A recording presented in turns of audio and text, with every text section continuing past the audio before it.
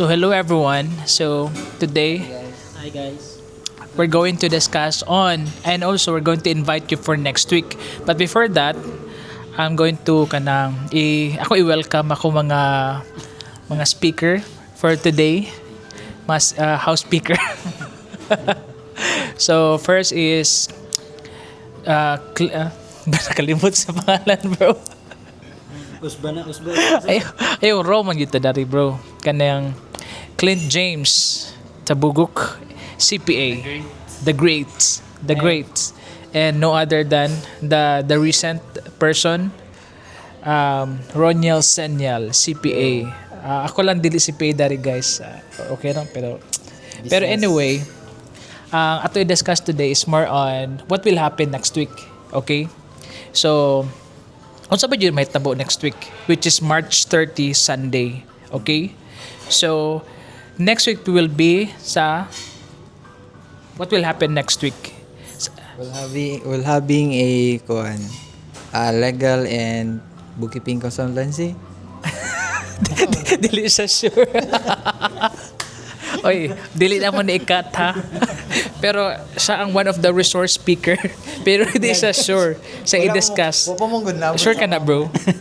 Ambot niya. Sure ka apil ka boss?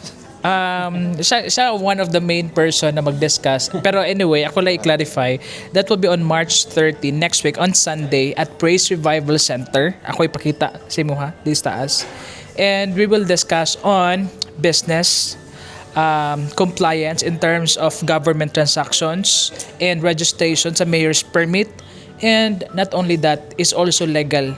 Pwede personal advice, legal advice, and other advice na kailangan nimo. Pero not advice on mangutang. Dili na about ha, more on legal advice. Okay? And kung gusto pa ka magnegosyo, di ba kani mga negosyante yun akong sa kauban dyan ako. They have the business as well. Ako ipakita po sa inyo sa taas unsa ilang negosyo. Sige bro, in terms of compliance, especially kung kanang magsugod pa og negosyo, unsa imong first ma-advice? Ako jud kani ang resource speaker. Ay, sige sa research. Hindi mo ni siya sure. Sige, sure na ka. Sige, sure na jud ka, sige.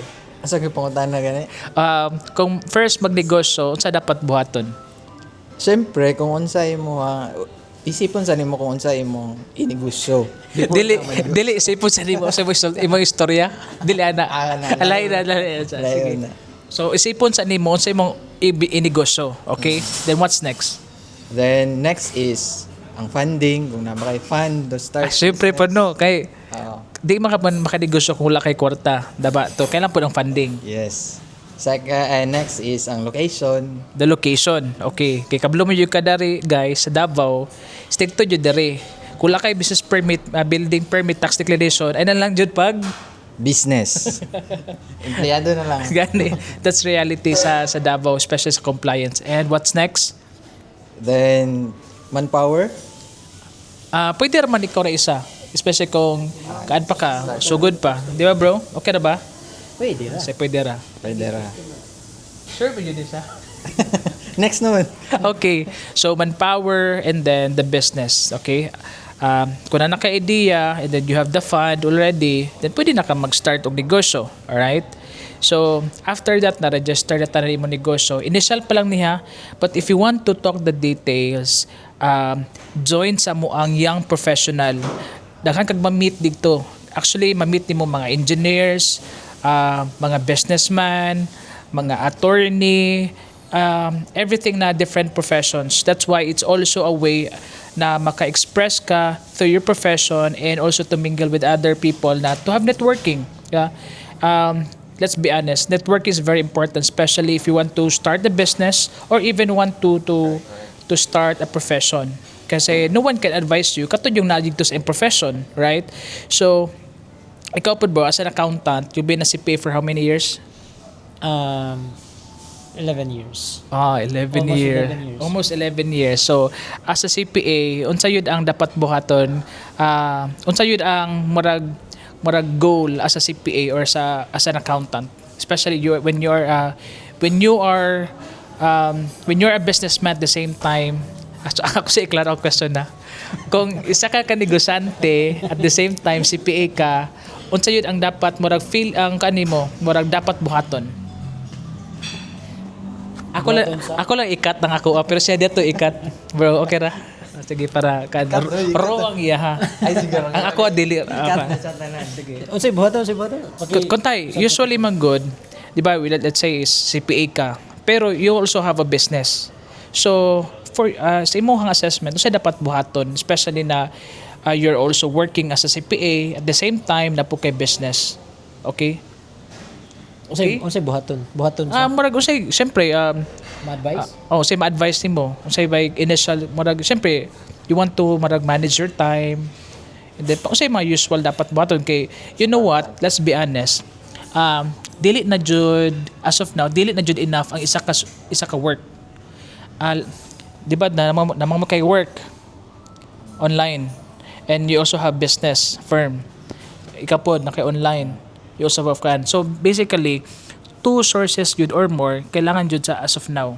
So what we can advise to them, especially kung ana yun ang kanang nagoy sa katao na gusto mag-start ana, employee siya at the same time wants to do business.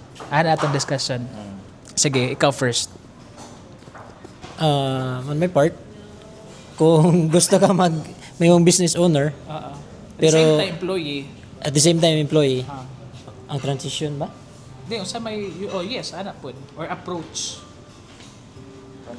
Paano handle? So, Handle.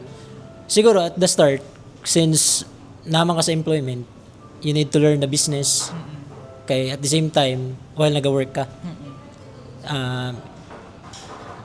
Sorry, Tagalog na Bisaya. Basta unsa lang. Safe, comfortable nimo. Ikat man kainin mo ni. Okay, kata ko na. Basta ikaw ikata ka. Yan Sige, go. Vlogger na. Vlogger na dahil may diri, boss. Sige na, so my first. Learn the basic when you're an employee. Then, especially if you're turning to be a businessman. Mas nindot kung gikan ka sa employment. Why? Because kabalo ka sa mga hinaing sa mga empleyado That's right. and nadili siya masabtan sa business owner kung wala ni agi og employment ang business owner. So, it's a good thing na mag-start ka sa employment and then mo transition ka into business owner para nakay perspective from the ground and then at the same time nakay perspective from the top as the management. Natin mga fans actually, na mga estudyante. Oo, mga fans. So, okay ra na siya. It's part of the being famous. And that's right. Tama tayo magingon, bro, na based on experience, it's better to have a kanang nakay, you know what's to be an employee. Okay, at least when you become an employer, you know how to deal with employees. Your employees. Yeah, that's right. That's also a good mindset kay ako. Before ko nagnegosyo, naging empleyado pod ko. That's why it's very easy to connect with the employees and what's their needs, what's their hinaing and all. So because I know to be an employee. So ikaw, Mr. Ron, Grabe. Kapurmal ba na ng Mr. Ron eh. Di, in my perspective, the pod, other's perspective. as working pod sa employment, so sa online, then while doing the business, so time management is one of the important kay Time management. yes, especially working online, so wakabalo kung what time ka mag-start sa imong work. Usually favorable na kung same as time kung diri sa Pilipinas, pero ang uban na pang gabi. So isa na sa i-consider while doing kana mag-business pug ka. Okay. Then make sure na ang imong ginabuhat is ginalab jud nimo. So Okay. while doing your side hustle, then tapos nabuhat pug ka sa imong negosyo pod. So actually it's kuan lang siya kanang interrelated lang gyapon. So same sa ko as accountant, I work also as bookkeeper online. So kana, so dira lang naga-revolve, which is familiar na pod, tapos dili na pod siya kanang kanang Man, istorya. di na po siya Ay, relax. so sensya lang kay guys kay murag abrupt kayo ni wala ta na ride diyan. Ano mo dyan ang mga videos? So okay kato basta familiar na siya so mo na yung ginabuhat pod so ina-master na lang Okay. so kana Okay na to? okay na to. So, after that, nahilak yun siya. Yeah, that's right. Time management is very important, especially when you are an employee, at the same time, jumping off to become an employer. Kaya nga naman, you need to manage both. Kay dili mo gud sa pwede good na pasagdaan nimo ang pag-employee. 'Di ba? Kay at the same time building your business kay basin matanggal ka sa imuhang interbante sa imong trabaho then wala pa ka naka-established. So you need to master those two things, be an employee and becoming an employer. That's why time management is very important and dapat kabalo ka na every time is very valuable, especially when you're in a transition. Diba? Amen? So, but before we end, na-insert si Brother Clint, si Bishop Clint. Brothers ako mister. Grabe ka mo Brother Bless and Love, Unsa brother. yun atong mga kwan? Kaning mga mag-join ba? Join. Mas Ngayon, iyado ni sila. Business owners. regardless, it's mixed, general. Lalaki, babae, tumboy ba? Hindi, yan professional, in general. Mag-add ko og something na because the market is changing now and the workforce is Changing now. Naglinit na. Hindi, at least aware mo sa kwan kay di ba common naman kayo ng mag VA kunuhay. Common na siyang Very common na siya. And ang uban mag duha og transition into online or remote work setup.